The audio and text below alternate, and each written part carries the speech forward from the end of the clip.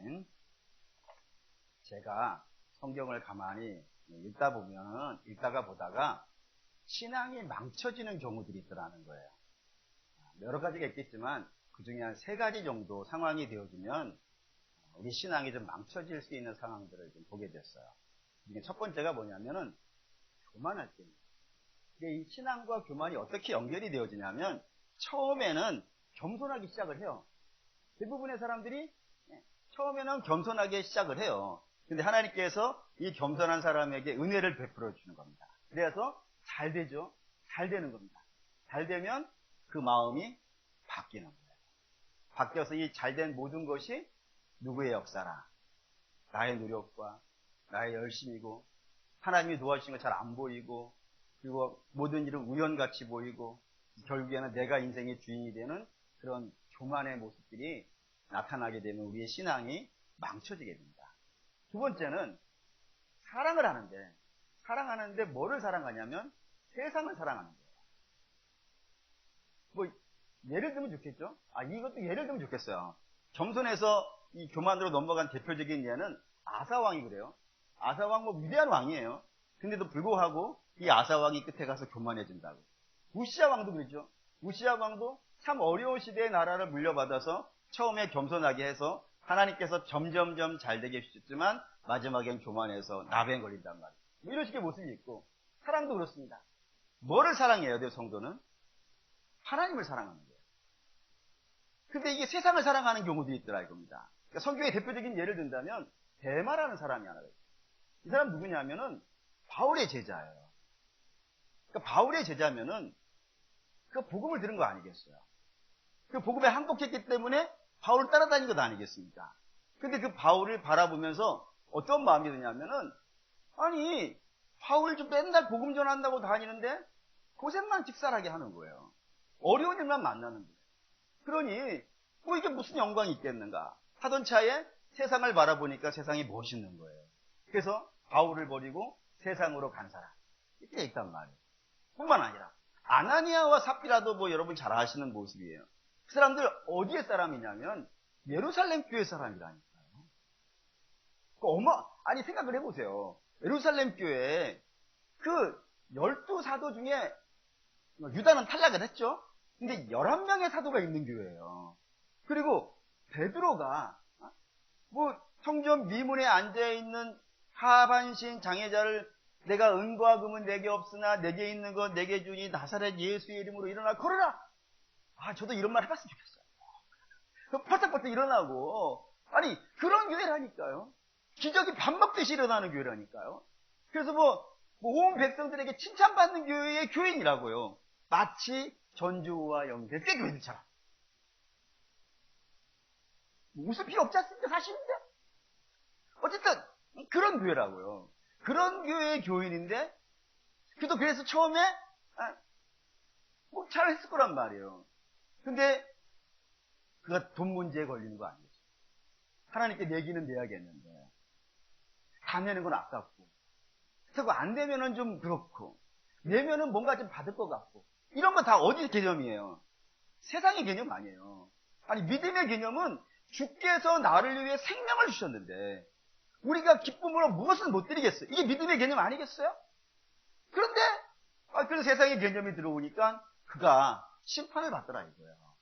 이런 모습이 있어요. 세 번째 착각입니다. 착각. 어떤 착각이냐면 내가 잘하고 있다고 생각하는 거예요. 라오디게아 교회가 대표적으로 있죠. 라오디게아 교회는 주께서 바라보실 때는 그 교회는 어떤 교회예요? 가난하고 헐벗은 교회. 근데 자기들은 뭐라 그래요? 나는 부하다 그런 거예요. 여기 돈이 많다는 개념이야. 주께서는 너희가 돈이 얼마나 많으냐 이게 중요한 게 아니라 이거야. 너희는 영적으로 가난해. 다른 개념인데 이 라오디게아 교회는 내가 가진 게 많아. 그거를 기준으로 자기가 부하다고 내가 제대로 예수 믿고 있다고 그런 착각을 하는 거예요.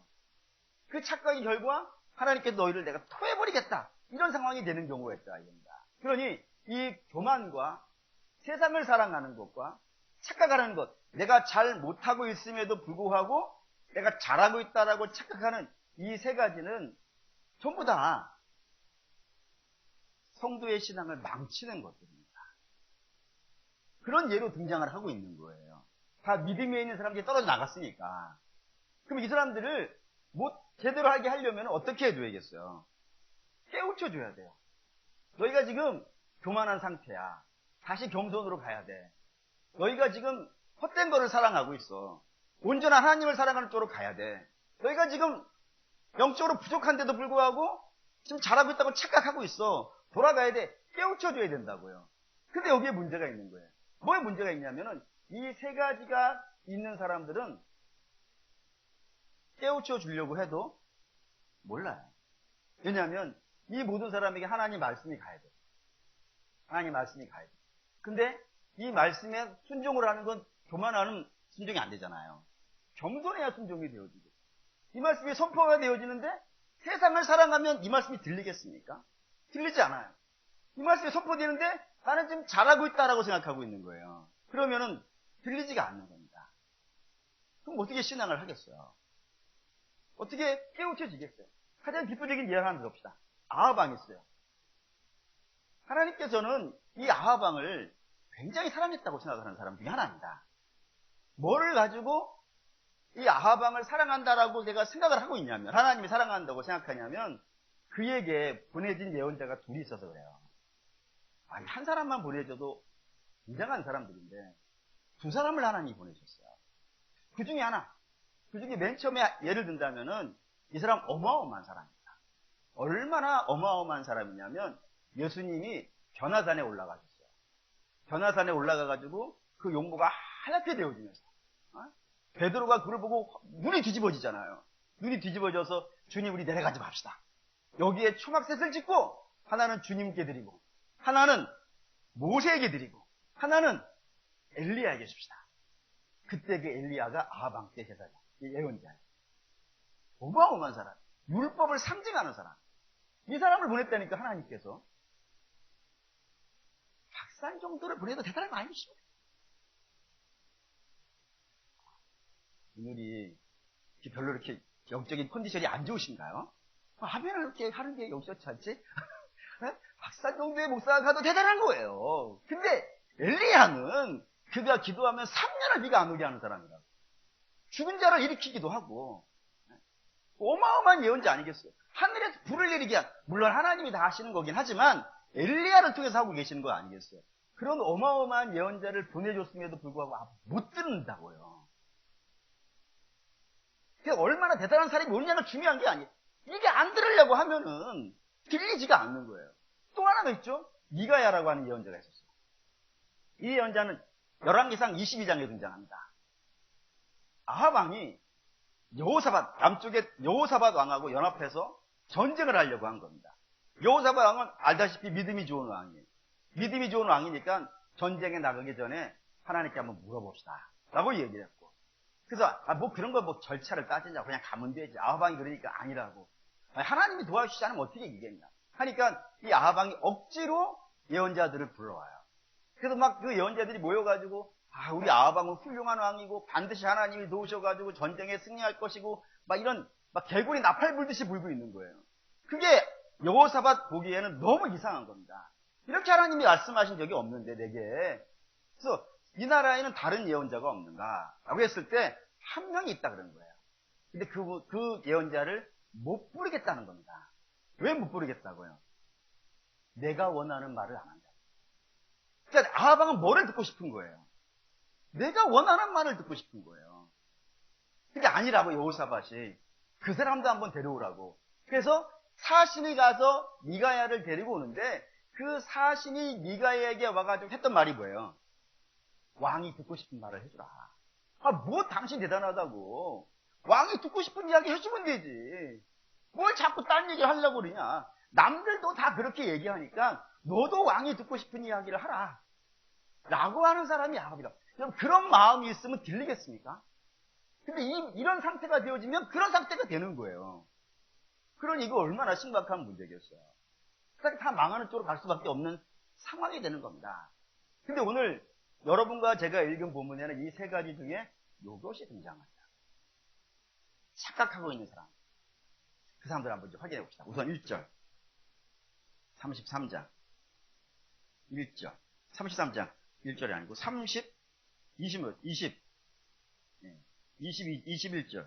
21절. 20절 읽겠습니다.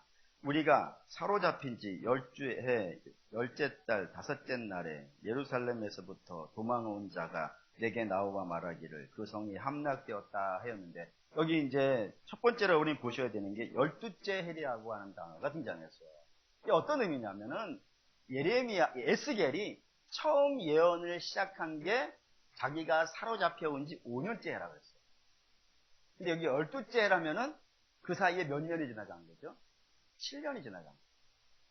그러니까 7년이라는 데에서 느낌이 팍 오시죠.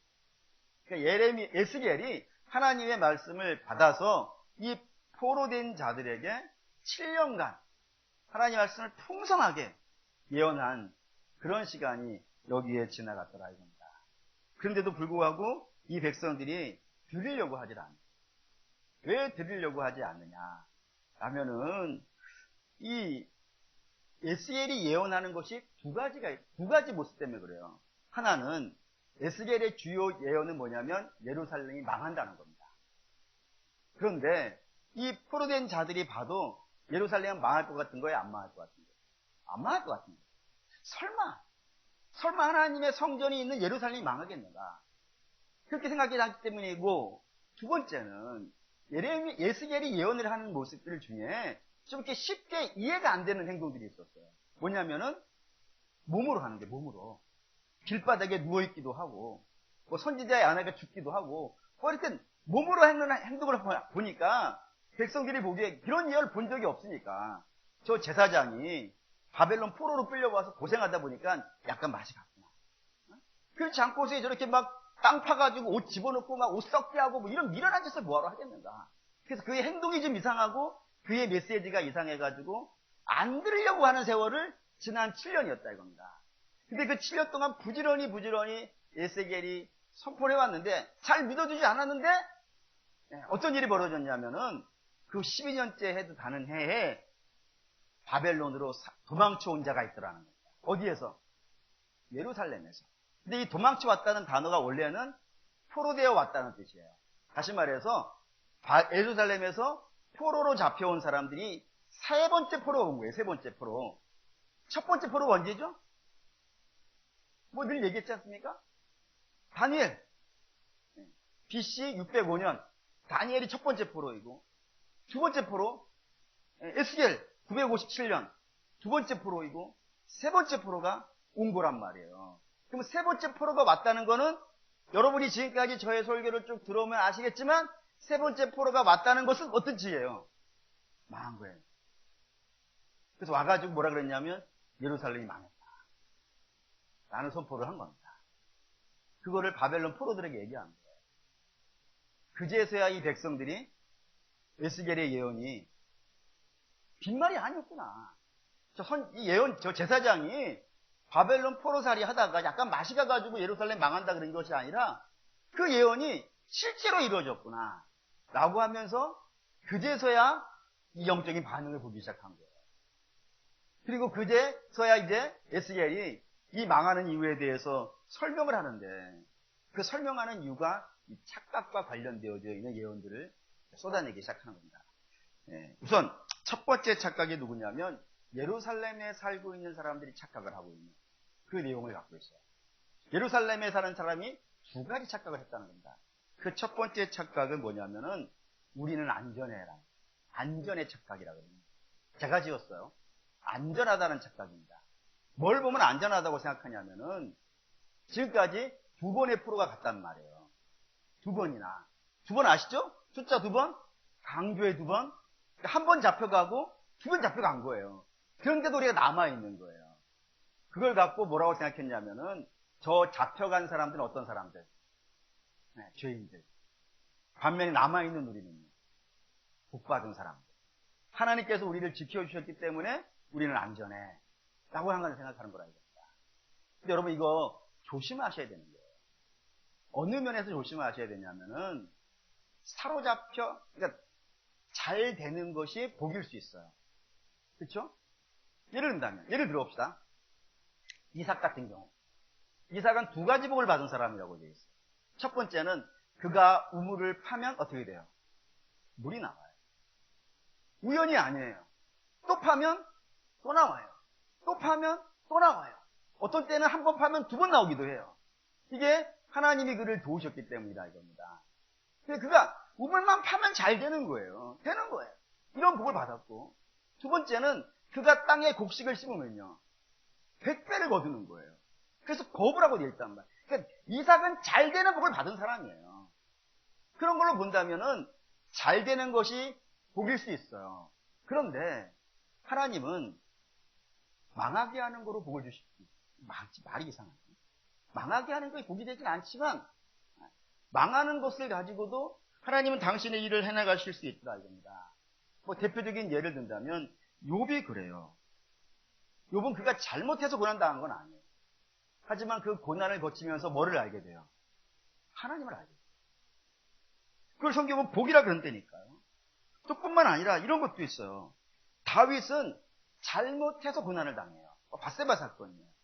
근데 그거를 통해서 그걸 회개하게 되어지고 그 자기 자신이 그 이전에는요 나 의인인 줄 알았다니까.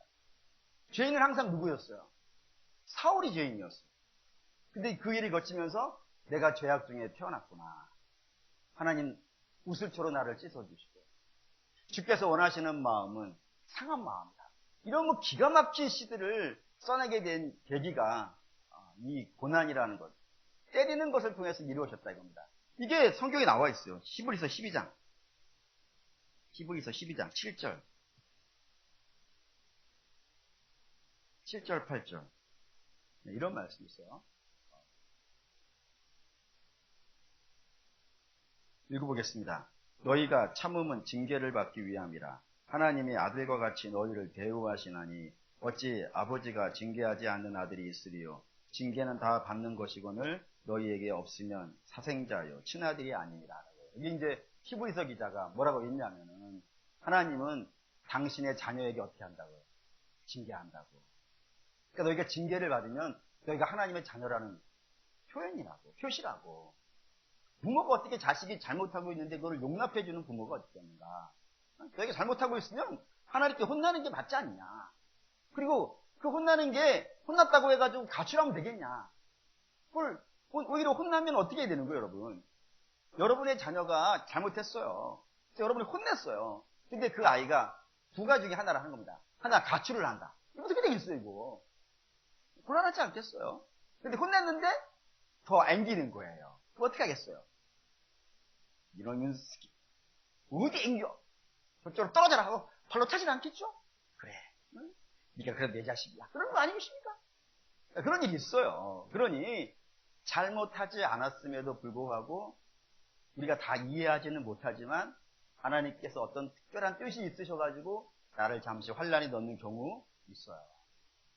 그리고 잘못했을 때 회개시키기 위하여서 책망하는 경우도 있어요. 그러니 하나님이 우리에게 무엇을 하신다면 잘 되는 일을 하시든 때로 어려운 일을 하시든 그 모든 일이 하나님이 하신 일이라면은 그게 좋은 일이든 어려운 일이든 다 어떻게 되는 거예요? 합력하여 선을 이루는 거예요. 그러니 꼭 잘 되는 것만이 복음은 아닙니다.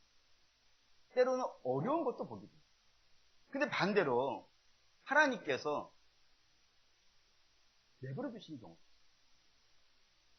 누구를요? 악한 자예요. 한번 찾아보시죠. 그것도 로마서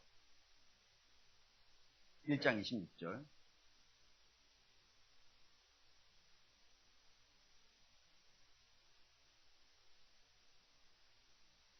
28절. 로마서 1장 28절. 28절 읽겠습니다. 또한 그들이 마음에 하나님 두기를 싫어하며 하나님께서 그들을 상실한 마음대로 내버려 두사 합당하지 못한 일을 하게 하셨더니라고요. 하나님이 내버려 두는 거예요. 사실은 양에게는 뭐가 필요해요? 목자가 필요해요. 왜 목자가 필요해요? 양은 제갓길로 가는 거거든요. 제갓길로 가기 때문에 위험하단 말이에요. 그래서 목자가 지팡이와 막대기를 가지고 그 양들을 인도해 가야만이 저들이 온전하게 푸른 풀밭과 쉴만한 물가에 갈 수 있어요. 그런데 그 목자가 지팡이의 막대기로 양을 인도하지 않는 거예요. 그럼 어떻게 되겠어요?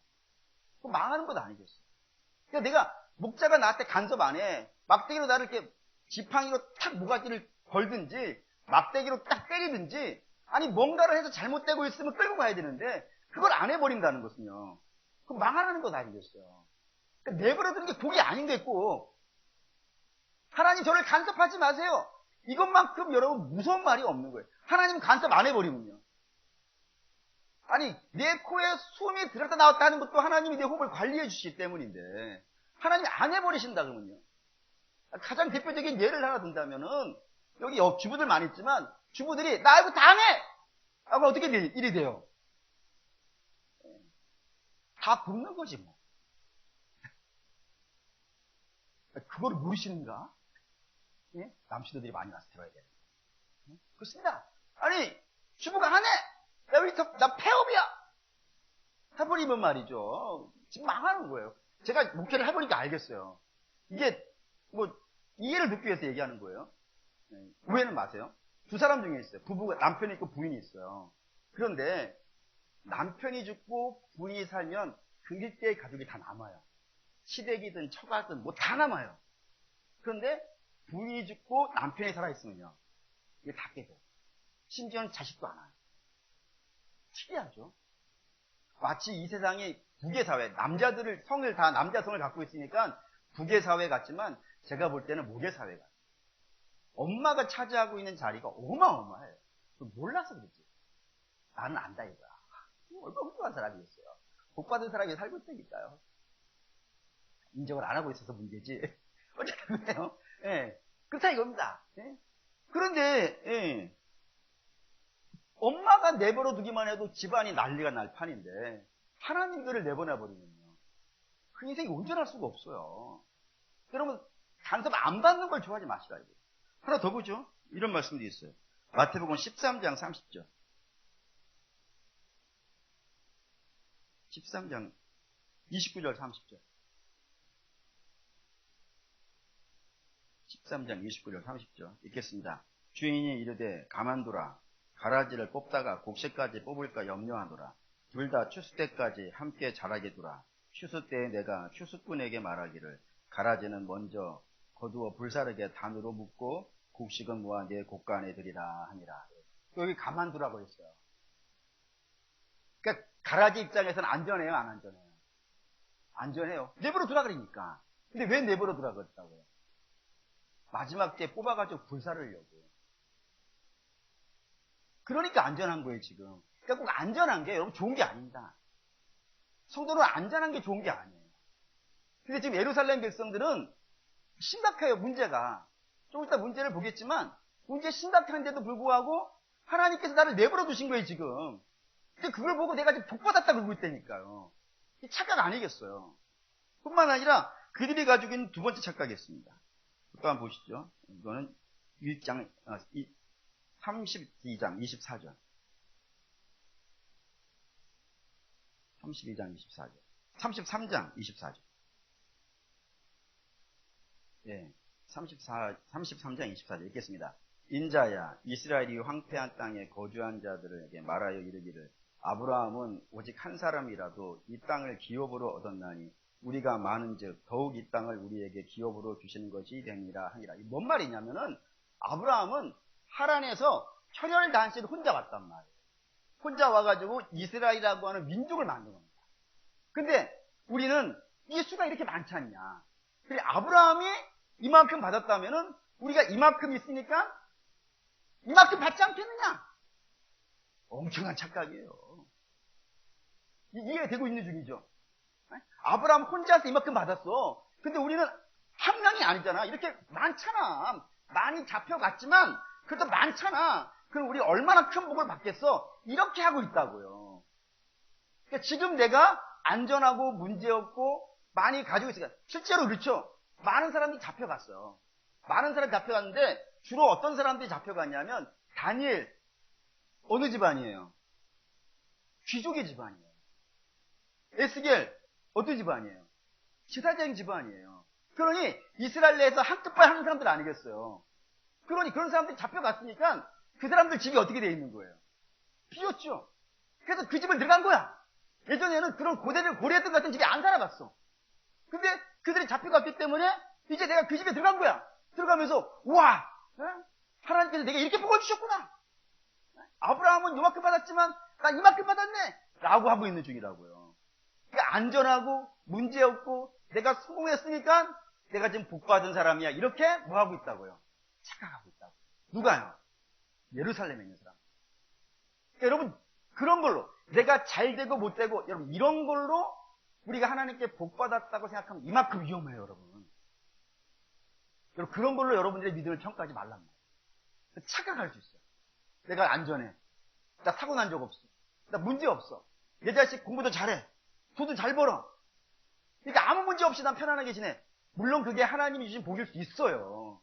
근데 그게 하나님이 주신 복이 아닐 수도 있어요. 그런 걸로 여러분이 여러분의 믿음을 점검하시면 착각이라고 합니다.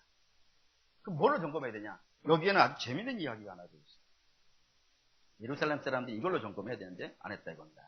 이게 25절 읽을게요. 그러므로 너는 그들에게 이르기를 주 여호와께서 이같이 말씀하시되 너희가 고기를 피채 먹으며 너 유상들에게 눈을 들며 피 흘리니 그 땅이 너희의 기업이 될까 보냐. 여기 이제 두 가지 예루살렘 사람들의 영적인 모습이 등장했어요. 그게 뭐냐면 고기를 먹는데 피채 먹고 있더라. 하나님 말씀을 어기면서 하는 거예요. 뿐만 아니라 우상을 섬기는 거예요. 근데 우상과 뭐가 연결되어져 있어요, 지금 단어가. 피가 연결되어 있어요. 이게 뭐냐면 몰렉 제사예요. 몰렉 제사는 인신 제사를 해요. 사람을 제물로 바치고 있는 그런 제사를 하고 있다니까요. 뿐만 아니라 그 다음 보시죠. 그 다음에 26절 읽겠습니다. 너희가 칼을 믿어 가증한 일을 행하며 각기 이웃의 아내를 더럽히니 그 땅이 너희의 기업이 될까 보냐라고. 여기 세 번째, 저들은 칼을 믿어요. 힘을 믿고 살아요. 성도는 힘을 믿고 사는 사람들이 아닙니다. 성도는 돈을 믿고 사는 사람도 아닙니다. 성도는 자식을 믿고 사는 사람도 아닙니다. 뭐를 믿고 살아야 돼요? 하나님을 믿어야 돼요. 근데 영적인 가치관이 무너져 있는 거예요. 그러니 하나님은 내팽개치고 그거 믿고 있는 거예요. 돈을 믿고 힘을 믿고 있고. 그리고 네 번째는 이웃의 아내를 탐내고 있어요. 이거 하나님이 얼마나 싫어하는 건지 아시죠?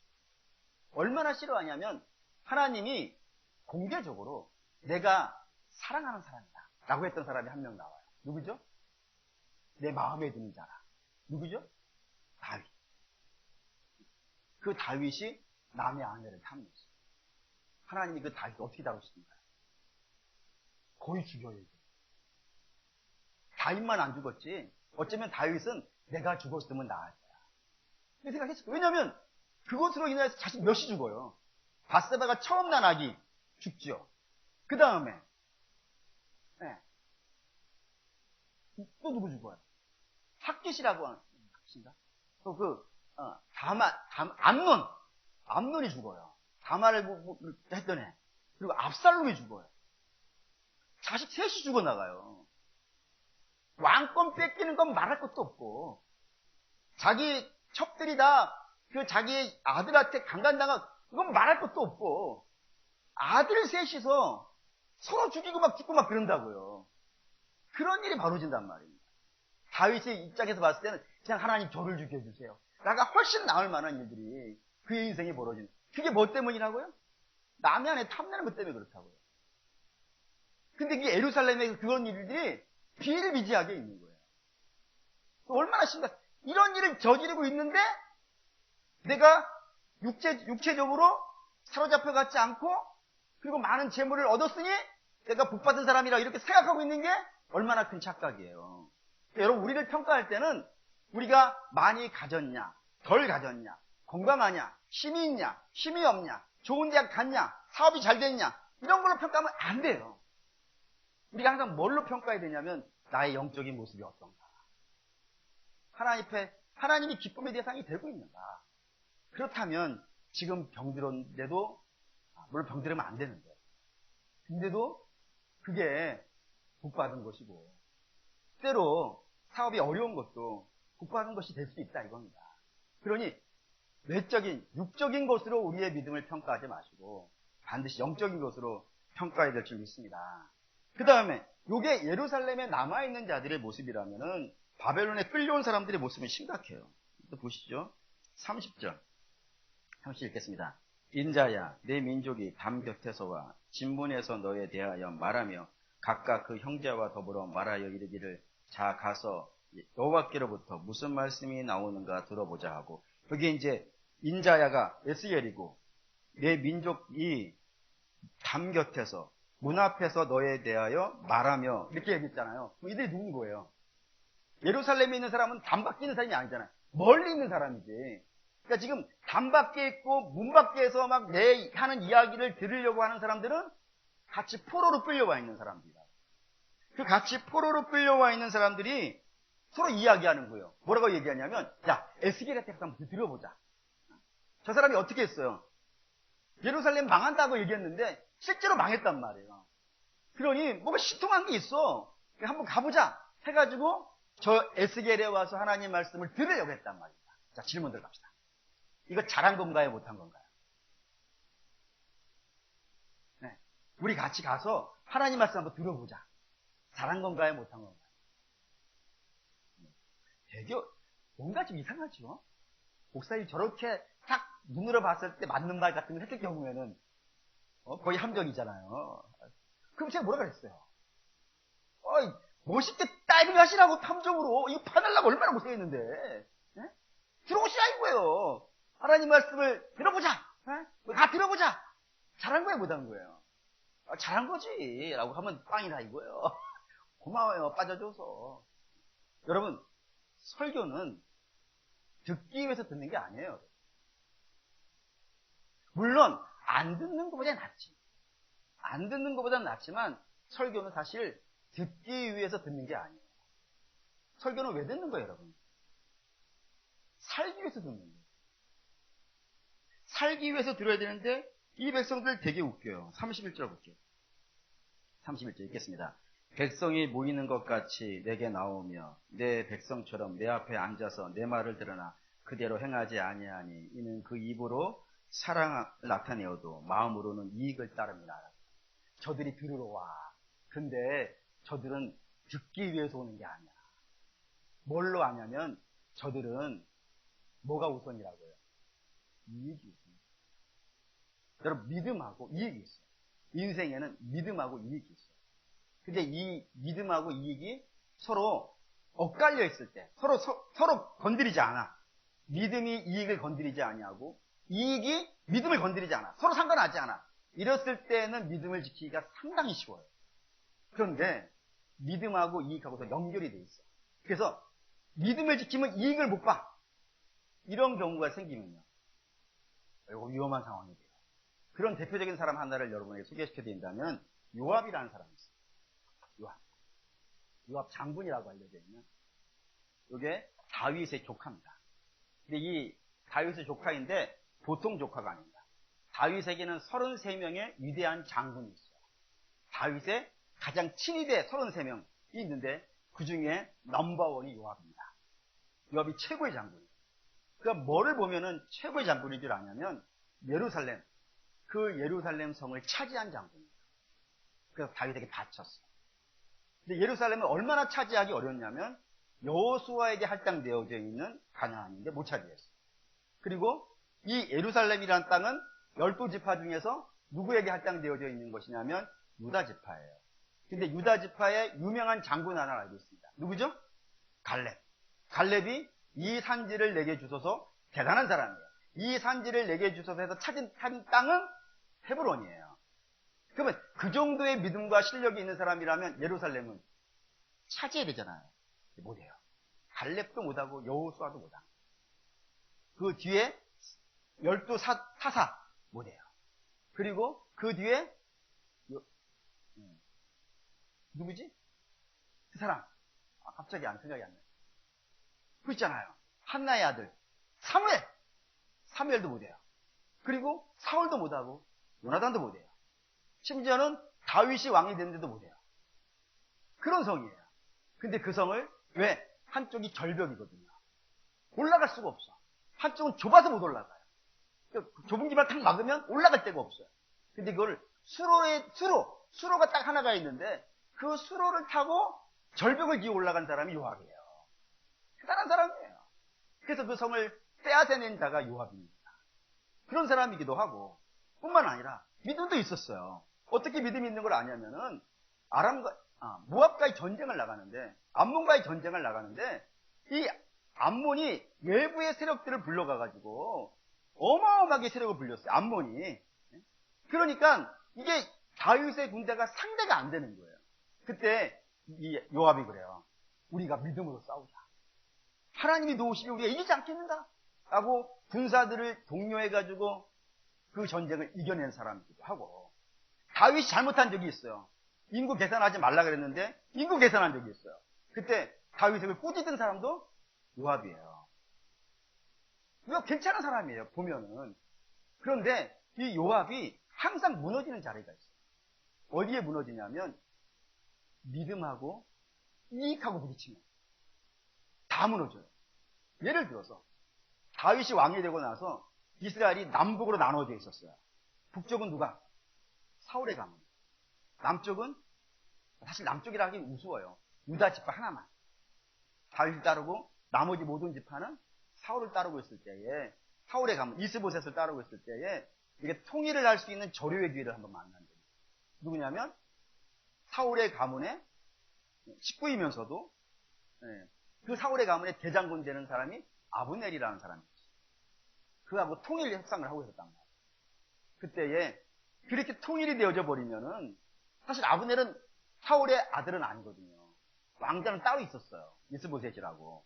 근데 그걸 배신하고 와가지고 협상하고 있는데 사실은 아들은 별것 아니고 그 대장군이 이스라엘의 실제 통치자였으니까 협상을 하면은 다윗이 왕이 되고 서엘이리는 누가 돼요?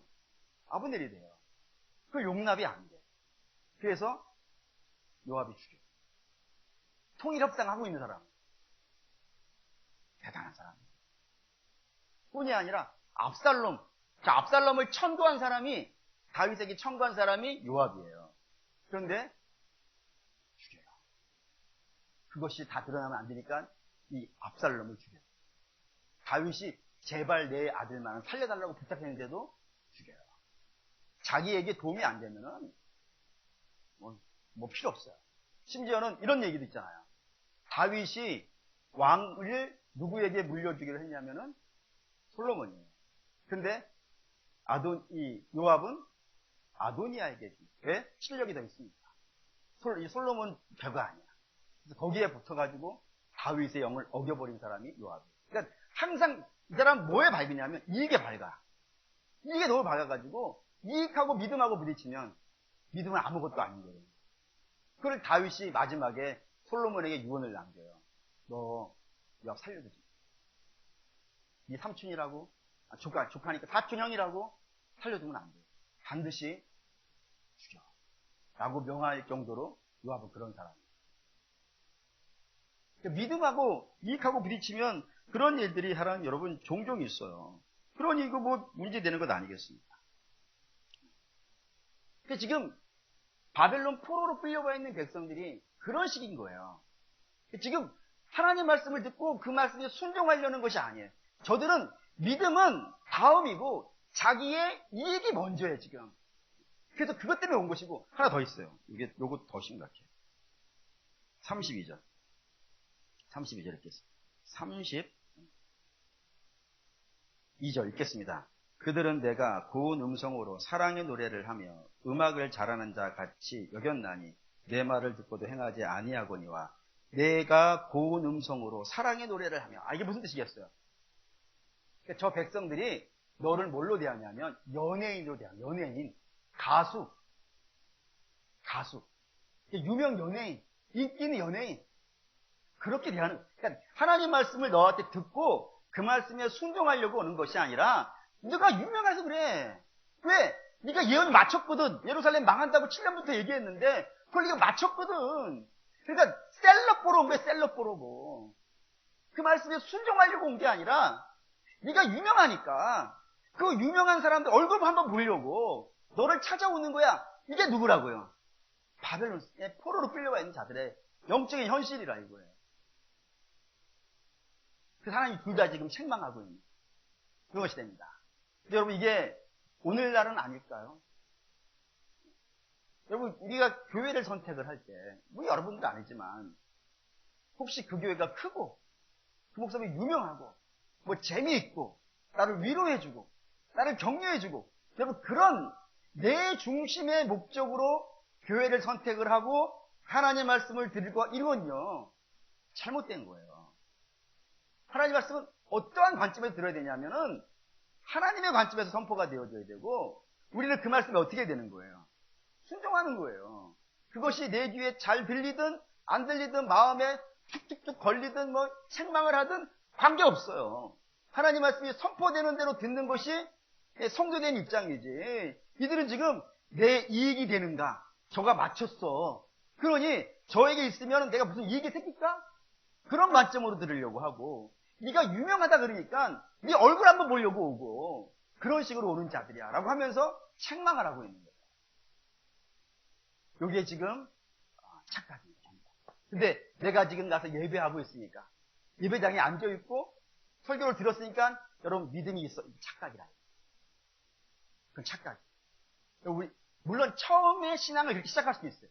처음에는 못 모르니까, 아주 영적인 어린아이니까 그냥 유명하니까 오고, 교회 크니까 오고, 그리고 친구 따라오고, 부인 따라오고, 이렇게 올 수 있다 이거예요.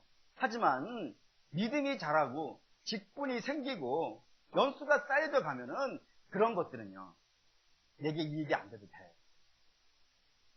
앞에서 설교하는 사람이 담임 목사냐, 뭐 부목사냐, 전도자냐, 그런 거 중요한 게 아니야. 내게 선포되는 말씀이 하나님 말씀이냐, 이게 중요한 것이지. 그런 관점으로 신앙생활을 하는 것이 신앙생활이지. 그냥 이익을 따라서 교회 다니고 누구 만나서 가고, 이거는요 영적으로 충만한 자에게는 있어서는 안 되는 것이라 했습니다. 근데 그런 모습이 이 바벨론 포로 시대에도 있었고, 어쩌면 지금도 있을지 모르겠어요. 여러분, 그렇게 되어지는 건 신앙이 아니라. 주께서 지금 뭐 하시는 거예요? 착각을 깨주는 거예요. 그런데 여기에 중요한 게 있습니다. 중요한 게 뭐냐면, 예루살렘은 망하는 겁니다. 반면에 바벨론 포로로 끌려와 있는 자는요, 이게 회개의 옵니다. 다르죠. 바벨론을 끌어올린 자들은 하나님이 책망하심으로 말미암아서 너희가 잘못한 신앙생활을 하고 있어. 돌이켜. 나는 너를 통하여서 새로운 이스라엘을 건설할 거야. 라는 얘기는 바벨론 포로들이 듣는 것이고, 예루살렘에 남아있는 자들은 다 죽는다.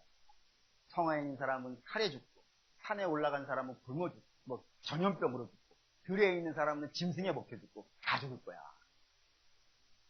이 간섭하고 있는 자, 하나님의 간섭을 받고 있는 자, 그런 자가 살자야 라고 이야기되어지고 있다면은, 사랑하는 믿음의 성도 여러분, 우리는 어느 쪽에 있어야 되는지 감이 좀 생기실 거라고 생각이 됩니다. 바라고 원하는데 편안한 게 좋은 게 아닙니다. 신앙생활은 쉽지 않다. 편안한 게 좋은 게 아니라 하나님의 간섭하심이 있을 때가 됩니다. 그러니 뭐 이렇게 육체적으로 잘 됐다고 해가지고 이거 뭐 받은 거야, 그럴 수 있죠. 거기에 너무 연연하지 마시고, 때로 좀 힘들 수도 있고 어려울 수도 있어요. 그런데 내가 하나님을 바라보고 믿음으로 잘 가고 있다. 여러분, 잘 가고 있는 겁니다. 그게 우리의 중요한 겁니다. 물론 그러다가도 때로 책망받을 날도 있겠지만 역시 잘 가고 있는 겁니다. 그러니 헛된 마음 갖지 마시고, 좋을 때나 안 좋을 때나 즐거울 때나 힘들 때나 관계없이 항상 주의 은혜의 강가에 있으시는 저 여러분 되시기를 주의 이름으로 축원합니다. 네, 결단.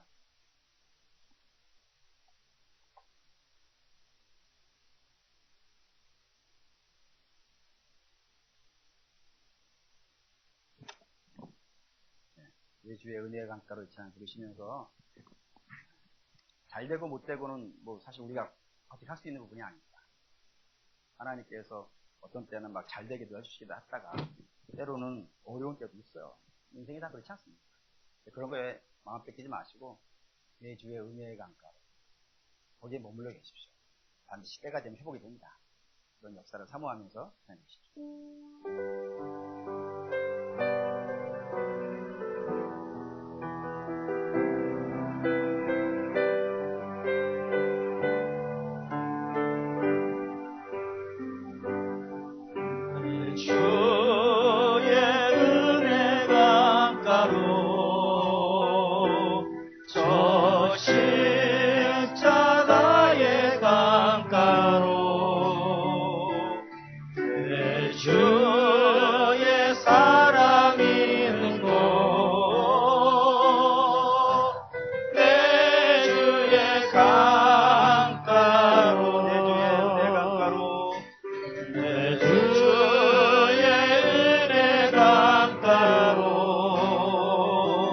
저 십자가에 가까워 내 주의 사랑 있는 곳 내 주의 강가로 가라 나의 영혼을 가라 나의 영혼을 생수로 채우소서 피곤한 내 영혼 위에 내 주의 은혜 강가로 저 십자가의 강가로 내 주의 사랑 있는 곳 내 주의 강가 다시 한번 하겠습니다. 내 주의 은혜 강가로 저 십자가의 강가로 내 주의 사랑 있는 곳 내 주의 강가로 가라 나의 영혼을 가라 나의 영혼을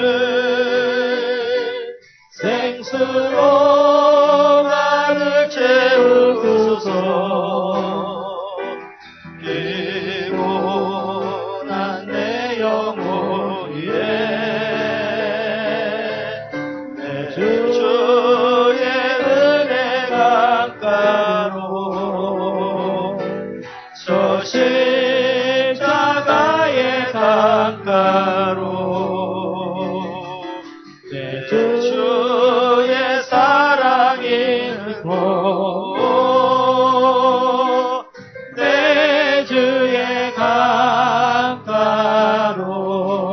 강가로 기도하실 텐데 두 가지 착각이 있다고 했습니다. 하나는 내 형편을 육체로 평가하면 내가 지금 잘 되고 못 되고 이걸로 우리의 신앙을 평가를 하게 되어지면 반드시 착각하게 됩니다. 잘 되면 마치 복 받은 것 같고 못 되면은 하나님 날 버린 것 같고 여러분 아시다시피 인생은 잘 됐다 못 됐다 막 그러잖아요. 근데 그걸 거 가지고 봄, 여름, 가을 같이 변하는 걸 가지고 신앙을 평가를 하면은 제대로 못 섭니다. 망하게 된단 말이에요. 우리는 외적인 걸로 평가하지 않게 하시고 우리가 하나님 온전히 믿고 있는가, 하나님 말씀대로 살고 있는가, 이걸로 우리의 신앙을 평가해야 됩니다. 뿐만 아니라 또 하나의 착각, 교회 와 있다, 내가 설교 듣고 있다, 그 정도로 여러분들의 믿음을 평가하는 거예요. 물론 밖에 있는 사람보다는 안에 있는 사람이 낫죠. 예루살렘에 있는 사람보다는 바벨론 포로에 와 있는 사람이 낫듯이 밖에 있는 사람보다는 교회에 와 있고 그래도 예배자리에 앉아있고 그게 좀 낫긴 하겠지만 그거 갖고 신앙생활 잘한다 하면 안 됩니다. 신앙생활 잘하는 것은 듣기 위한 것이 아니고 순종하기 위해 하는 것이고 목사가 뭐 유명하고 이런 게 뭐 중요하겠어요. 하나님 말씀 잘 듣고 설사 그 말씀이 나의 이익이 안 되더라 하더라도 믿음으로 순종하며 살아가는 이게 성숙한 신앙입니다. 그렇지 않고 그냥 교회 왔다 갔다 이걸로 우리의 예배 생활하고 신앙생활 착각이라 합니다. 이 두 가지 착각은 구약시대도 있고 신약시대도 있고 지금도 있고 앞으로도 있을 것 같아요. 우리 이걸 착각하지 않게 해주십시오. 우리 영적인 실상을 바로 알게 하시고 우리 주 하나님 말씀에 잘 순종하며 살아가는 우리가 되게 하여 주옵소서. 함께 우리 기도합니다. 주여 주여 주여 참 좋으신 하나님의 은혜를 감사합니다. 오늘 성도들이 신뢰하는 영적인 착각이 있음을 오늘 설교했습니다. 우리 주님 혹시 우리도 그런 착각하고 있는지 모르겠습니다. 잘 되고 있을 때는 하나님 복 주시면 감사합니다라고 마음 반응하고 어려울 때 하나님 왜 나를 버리십니까? 라고 하면서 자꾸 우리 외적인 환경으로 우리가 잘하고 있는지 못하고 있는지를 평가하고 있는 하나님 그런 모습 예루살렘에 남아있는 자들이 하던 일입니다. 하나님, 우리는 그런 외적인 것으로 이렇게 평가하지 아니하게 하시기 원합니다. 하나님, 우리는 우리가 주의 말씀 앞에서 온전히 서 있는가, 하나님 온전히 믿고 있는가, 이런 것으로 평가를 해야지. 영적인 것으로 평가해야지. 하나님, 육적인 것으로 평가하게 되어진다면 우리 실수하게 되고 넘어지게 되어지고 망하게 되었나니 하나님, 그렇게 평가하지 않게 하시옵소서. 또한 하나님, 우리 교회에 와 있다, 설교 들었다, 이 정도로 우리가 신앙생활 잘하고 있다 생각하지 않게 하시옵소서.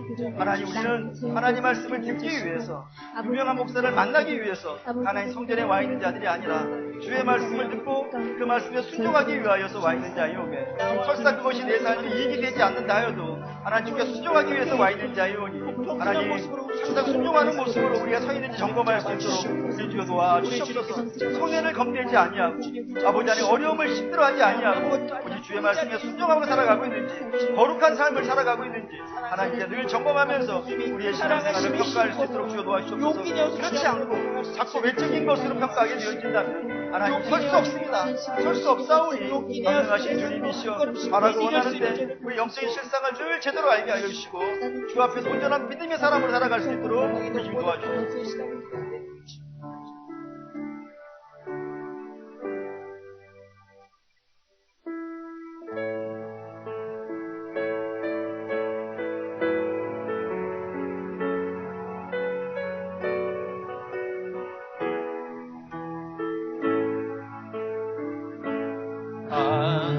하나님의 사랑을 사모하는 자, 하나님의 평안을 바라보는 자, 너의 모든 것 창조하신 우리 주님이 너를 얼마나 사랑하시는지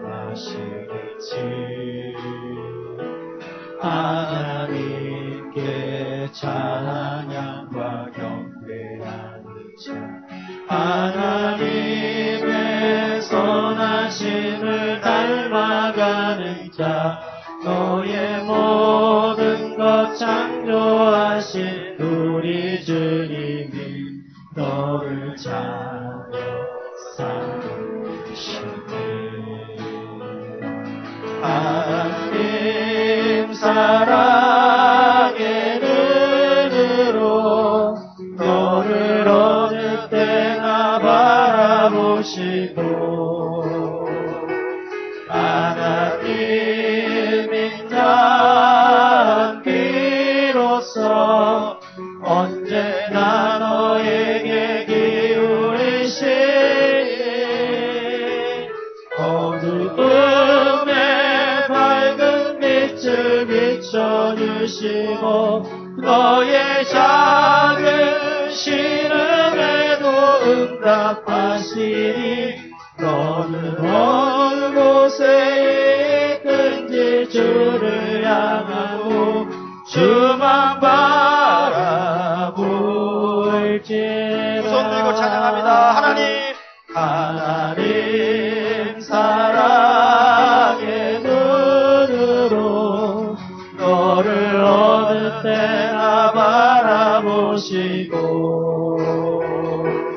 하나님인 자 비로소 언제나 너에게 기울이시니 어두움에 밝은 빛을 비춰주시고 너의 작은 신음에도 응답하시니 너는 어느 곳에 있든지 주를 향하고 주만 바라볼지라.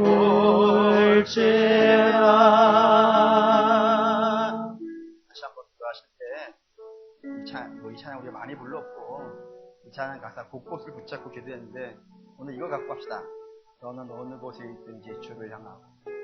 하나님, 제가 좋은 자리에 있을 수도 있고 때로 힘든 자리에 있을 수도 있고 때로 노래 부르는 자리에 있을 수도 있고 때로 땅을 치며 있는 곳에 있으면 안 되는 있을 때도 있고 건강하여서 막 운동장 뛰어다닐 때도 있고 어떤 때는 아파가지고 병원에 누워있을 때도 있고 여러 가지 상황이 있을 거예요. 근데 그런 모든 상황에서 하나님 주를 향하게 해주십시오. 하나님만이 우리의 문제를 해결하실 수 있는 분입니다. 하나님만이 내 사정을 아시는 분입니다. 하나님께 집중하게 하시고 은혜 아래 있게 하시고 십자가 밑에 있게 하시고 숨쉬기 힘들면은 우리 주님을 통해서 숨쉴 수 있게 해주시고 사방부대가 깜깜하면은 하나님의 빛이 좀 비춰지게 하시고 사면이 초가가 불러지는처럼 사면이 완전히 답답하면 하늘을 닫을 데는 없으니까 하늘을 바라보게 하시고 하나님이 고비 잘 넘기게 하시고 끝내 하나님의 도움으로 말미암아 승리하는 우리가 되게 해주십시오. 함께 우리 이제 기도합니다. 주여 주여 주여 사랑의 주님 네, 감사합니다. 사랑하는 성도들, 하나님 너는 어느 곳에 있든지 주를 향하고 하나님 이 가사에 일부 갖고를 기도하고 있습니다. 성도들이 어느 곳에 있는지 조금 잘 모릅니다. 하나님 그러나 분명히 좋은 자리든지 어려운 자리든지 둘 중에 하나가 있을 거라고 생각해요. 그런데 좋은 자리에 있을 때 교만하지 않기를 원하고 어려운 자리에 있을 때 낙심하지 아니하게 하여 주십시오. 주만 바라보게 하여 주십시오. 하나님 주만 바라보게 해주십시오. 주만 의지하게 하시고 하나님 주님께서 저를 좀 붙잡아 주시옵소서. 하나님 우리 혼자 걸어갈 수 없는 자유 우리 주께서 좀 붙잡아 주시고 용기를 허락하여 주시옵소서. 담력을 허락하여 주시옵소서. 하나님 승리하기를 소원합니다. 하나님 지지 아니하기를 원합니다. 우리의 믿음을 무너뜨리고 우리를 힘들게 하는 모든 것으로부터 하나님 우리 지지 않기를 원합니다. 하나님 승리하기를 원합니다. 이겨나갈 수 있도록 믿음을 주시옵소서. 믿음을 더하여 주시옵소서.